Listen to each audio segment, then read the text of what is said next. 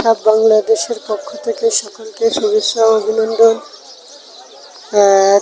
তরফগাজী school মাঠে আজ ইফতারির আয়োজন করা হয়েছে, তো সকলেই অপেক্ষা করুন। আমি তো আপনারা কিছুক্ষণ অপেক্ষা করুন, আমি ইফতারি সকলের দেখাবো ইনশাল্লাহ।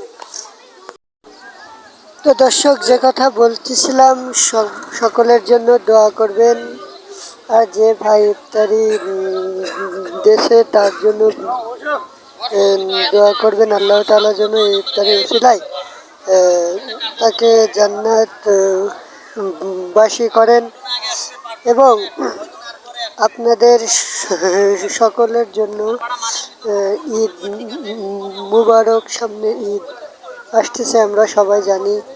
তো সকলে সবার জন্য দোয়া করবেন, আমার জন্য দোয়া করবেন। দেখুন, আমি কিন্তু এখানে উপস্থিত ছিলাম আসলে দর্শক, তো আমি এখানে ছিলাম, সকলেই দোয়া করবেন। আসসালামু আলাইকুম।